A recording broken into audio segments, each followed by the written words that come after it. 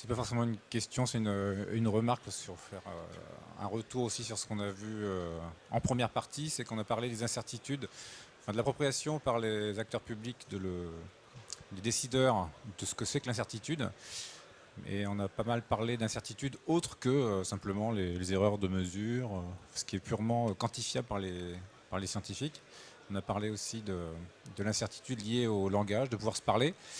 Et puis je voulais juste faire une petite remarque et pour retourner la question dans l'autre sens aussi, c'est que une des incertitudes, la première source d'incertitude, c'est le manque de connaissances. Et donc là, les politiques ont aussi une responsabilité dans le soutien au fait que les scientifiques puissent travailler. Voilà. Donc ça, c'est juste une petite remarque pour retourner un petit peu la demande, mais pas seulement des politiques vers les scientifiques, mais il y a aussi une demande dans l'autre sens. Voilà. On pourra diminuer l'incertitude si on peut améliorer les connaissances. Bien. Oui, c'est tout à fait juste de faire cette remarque en fin de session. Donc, je pense qu'on a beaucoup parlé finalement de langage, hein, comment communiquer, partager, approprier l'incertitude. On a beaucoup parlé du point de vue des scientifiques, mais on l'a aussi parlé du point de vue des décideurs. Hein. Communiquer et partager la décision, partager les responsabilités. Hein, j'ai retenu aussi finalement qu'il y avait beaucoup de postures différentes parce qu'il y avait les scientifiques et les décideurs, mais il y avait aussi les acteurs du domaine économique, les bureaux d'études, enfin vraiment une perception, une communication aussi de l'incertitude qui était vraiment très différente suivant ces acteurs.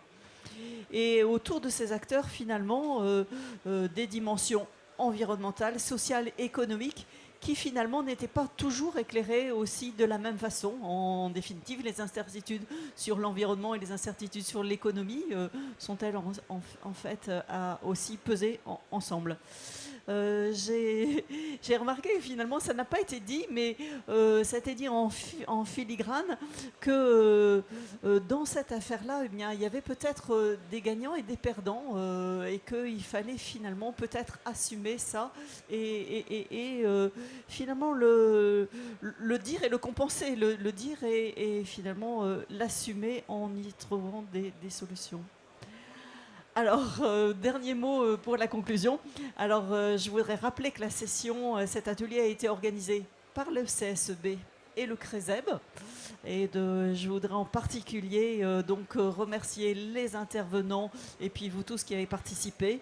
Et puis citer évidemment Laurent Grimaud qui est là du CRESEB, Guillaume Pajot qui est du CRESEB aussi, qui ont contacté chacun des intervenants et qui ont finalement contribué à élaborer ce programme qui a été, je dirais, progressif. Et Josette Launay, hein, qui n'est plus là, mais qui a été une actrice vraiment importante. Donc voilà, repérer ces personnes, parce que si vous voulez finalement construire, continuer le dialogue avec le CRESEB et le CSEB, c'est à elle aussi qu'il faut s'adresser. Merci. Juste un tout petit mot, je rebondirai sur ce qui vient d'être dit. Je crois que avoir une meilleure connaissance qui lèveront pas forcément toutes les incertitudes, c'est aussi ce qui, par rapport à la décision publique, permet d'avoir des investissements.